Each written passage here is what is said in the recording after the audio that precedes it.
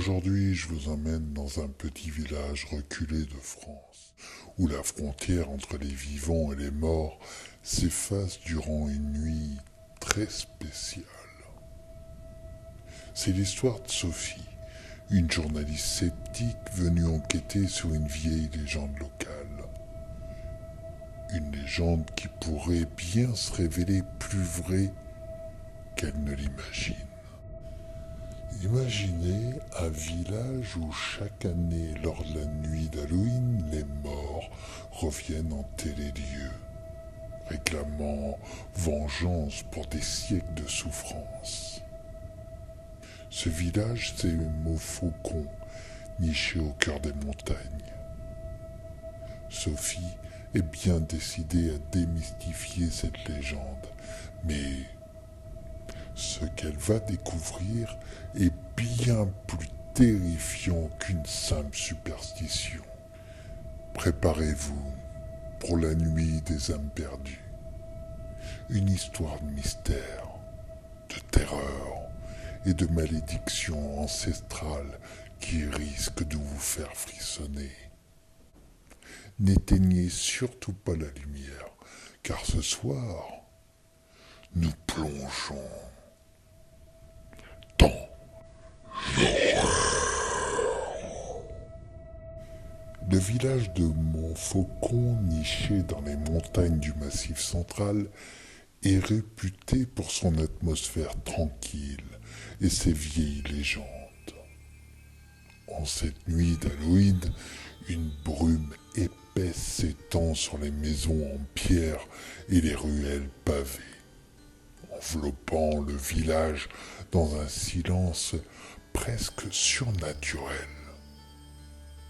Les habitants, comme chaque année, se barricadent chez eux une fois le crépuscule tombé, car ils connaissent tous l'histoire de la nuit des âmes perdues. Sophie, une jeune journaliste de Paris, n'est pas superstitieuse. Elle est venue à Montfaucon pour écrire un article sur les vieilles traditions d'Halloween en France. Elle a entendu parler de ce village où les habitants prétendent que les morts reviennent une fois par an pour réclamer vengeance. Cela fait des siècles que la légende circule. Elle a toujours été perçue comme une simple histoire pour effrayer les enfants. Sophie, curieuse et sceptique, compte bien démystifier cette légende une bonne fois pour toutes. En arrivant dans l'après-midi, Sophie est frappée par l'atmosphère étrange qui règne dans Montfaucon. Les rues sont désertes, les volets des maisons sont fermés, et l'air semble chargé d'une tension invisible. Elle interroge quelques habitants, mais tous se montrent méfiants et refusent de parler de cette nuit. Seul un vieil homme accepte de répondre à ces questions. Il la met en garde. Partez avant que le soleil ne disparaisse. Il est trop tard après. Vous ne voudriez pas être ici quand ils reviendront. Sophie ne peut s'empêcher de rire intérieurement. Cette superstition semble bien ancrée, mais elle n'y croit pas une seconde. Elle décide de rester, prête à passer la nuit, à explorer les lieux et à écrire son article. La nuit tombe rapidement sur Montfaucon, et avec elle une étrange sensation d'étouffement. Sophie remarque que la brume, auparavant légère, s'épaissit soudainement, rendant la visibilité quasi nulle.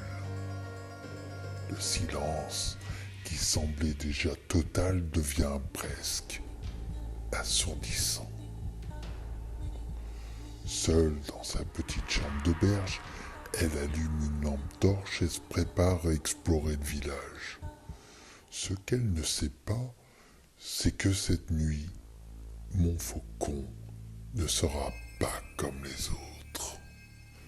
Elle commence par arpenter les rues désertes, éclairant les façades des vieilles maisons. Rien ne bouge, aucun son ne brise la tranquillité. Sophie frissonne, mais elle se dit que c'est à cause du froid. Elle continue d'avancer jusqu'à atteindre le cimetière situé à l'extrémité du village. Ce lieu, selon la légende, est le cœur des événements qui se produisent chaque année. C'est ici que les âmes des villageois exécutés lors de l'Inquisition auraient été enterrées, condamnés à hanter les lieux pour l'éternité. Alors qu'elle s'approche des grilles rouillées du cimetière, Sophie ressent une étrange pression dans sa poitrine. Le vent se lève soudainement, glacé, et les branches des arbres craquent au-dessus de sa tête. La brume semble se refermer sur elle, formant une barrière quasi impénétrable. La jeune femme, bien que mal à l'aise, continue d'avancer, déterminée à ne pas se laisser effrayer. Elle pousse les grilles qui s'ouvrent dans un grincement sourd. Le cimetière est plongé dans une obscurité épaisse, seulement troublée par les faisceaux de sa lampe torche. Des tombes anciennes recouvertes de mousse se dressent devant elle, et des statues d'anges gardiens semblent la fixer du regard. Au centre du cimetière se trouve un vieux mausolée, partiellement effondré. Sophie décide d'y jeter un coup d'œil.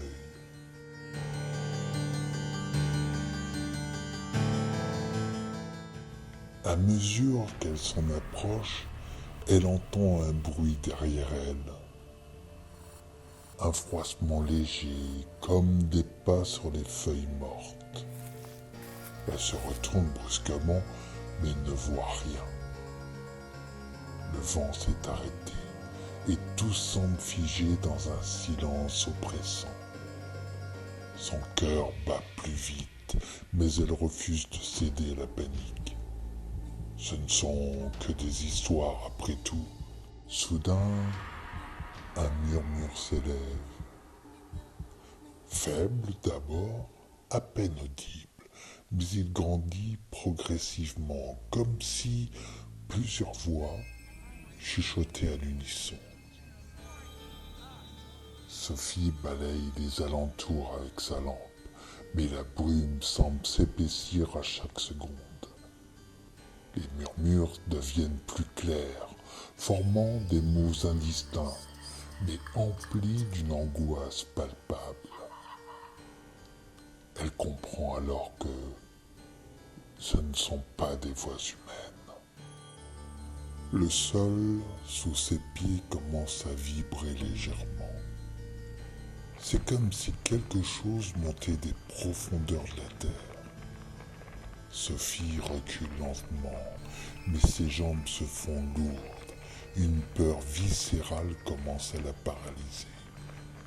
Elle n'est plus seule.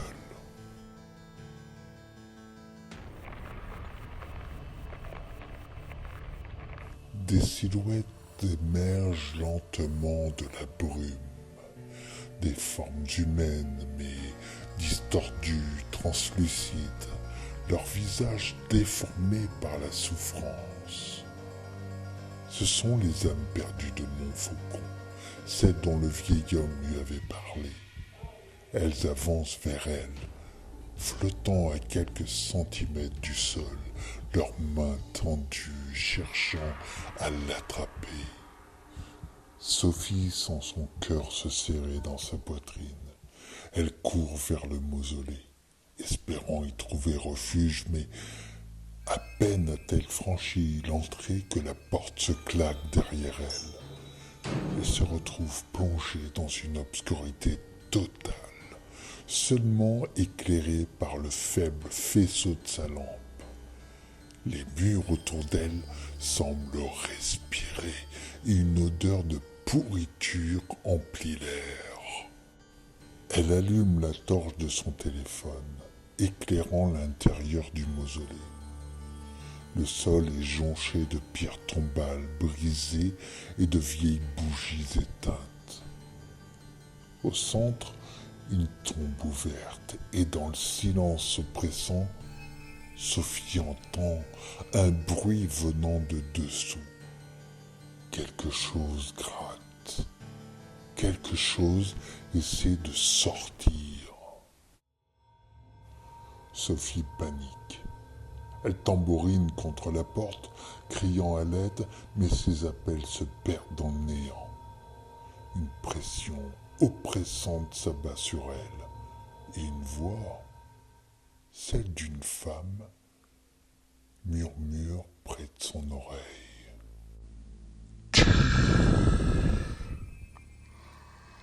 Ne devrais pas d'être ici. Elle se retourne, mais ne voit rien. Son souffle est court. Son corps tremble de peur. Soudain, la terre sous ses pieds se dérobe et elle tombe dans le vide. Sa lampe torche s'éteint brusquement, la plongeant dans une obscurité glaciale. Sa chute semble interminable et quand elle atterrit enfin, elle est enveloppée d'une épaisse boue froide. Elle se redresse difficilement, réalisant qu'elle se trouve dans une crypte souterraine. Des ossements jonchent le sol. Une faible lueur émane d'un cercueil en pierre au fond de la pièce. Sophie n'a d'autre choix que d'avancer, son cœur battant à tout rompre. Le silence est pesant, comme si l'air lui-même refusait de porter un son. Chaque pas qu'elle fait semble résonner à l'infini. Lorsqu'elle atteint le cercueil, elle lit l'inscription gravée dans la pierre.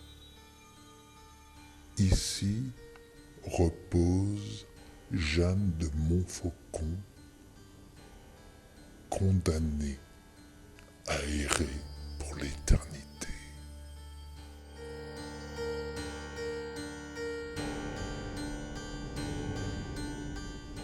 Un tremblement secoue la crypte et le couvercle du cercueil commence à se soulever lentement. Sophie recule, horrifiée. Une main décharnée, couverte de peau desséchée, émerge de l'intérieur. Puis, un visage apparaît. Celui d'une femme au teint livide, aux yeux vides, mais terriblement conscients. Jeanne, murmure Sophie, incapable de bouger, comme fascinée par cette apparition morbide. Jeanne se dresse entièrement hors du cercueil, ses vêtements déchirés, poussiéreux. Elle semble flotter légèrement au-dessus du sol. Puis, d'une voix rauque, elle prononce ces mots. Je suis condamné. Mais toi, tu m'as libéré. Avant que Sophie ne puisse réagir, l'esprit de Jeanne fond sur elle, la traversant de part en part. Un cri jaillit des entrailles de la jeune femme, alors qu'elle sent une présence glaciale s'infiltrer en elle, s'emparer de son corps et de son âme.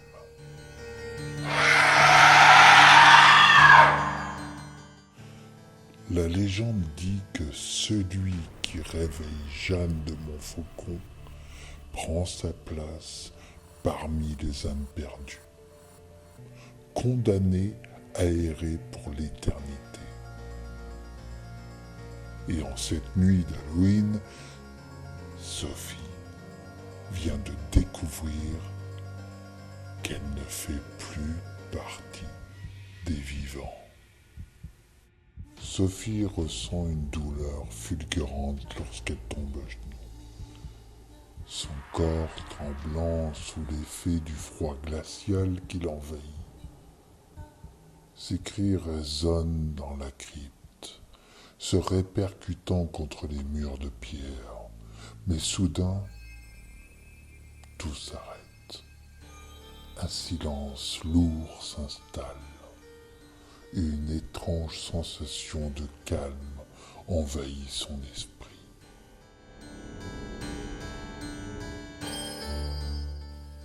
Elle se redresse lentement, mais quelque chose a changé.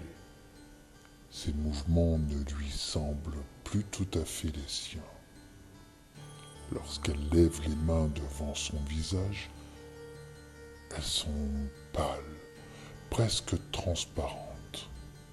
La lueur fantomatique de la crypte lui révèle l'horrible vérité. Elle n'est plus vivante, ou du moins plus totalement.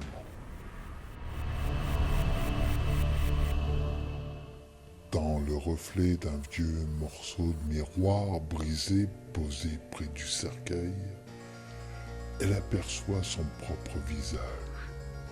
Ses yeux, autrefois pleins de vie, sont maintenant vides, ternes. Sa peau a pris une teinte grisâtre, comme celle de Jeanne avant elle. Jeanne. Elle comprend maintenant que l'ancienne habitante du manoir lui a laissé ce corps pour errer librement dans le monde des vivants, et que Sophie a pris sa place dans le royaume des morts. Elle veut crier, pleurer, mais elle est incapable de ressentir autre chose qu'une profonde solitude glaciale. Autour d'elle, les ossements des morts s'agitent lentement, comme si eux aussi étaient conscients de sa nouvelle condition. Elle n'est plus qu'une âme parmi les autres, prisonnière de cette crypte, condamnée à errer dans les entrailles du cimetière de Montfaucon pour l'éternité. Le temps perd tout son sens dans cette obscurité. Les jours, les mois et peut-être même les années passent, mais Sophie reste là, piégée dans ce silence de mort. Elle perçoit parfois des éclats de lumière à travers les fissures du sol, des fragments de la vie qui continuent au-dessus d'elle, des rires d'enfants, des chants, des prières, mais aucun d'entre eux ne peut l'atteindre. Et puis, une nuit, Sophie ressent un changement dans l'air. Une nouvelle âme est sur le point de commettre la même erreur qu'elle. Des bruits de pas résonnent dans le cimetière au-dessus de la crypte. Quelqu'un est entré dans mon faucon, ignorant les avertissements, attiré par les vieilles légendes. Sophie sent une présence descendre lentement dans la crypte. L'air se fait lourd, comme une invitation. Elle sait que bientôt, quelqu'un d'autre prendra sa place. Et cette fois, ce sera elle qui sera libre. Ainsi se termine l'histoire de Sophie, condamnée à devenir une des nombreuses âmes perdues de Montfaucon.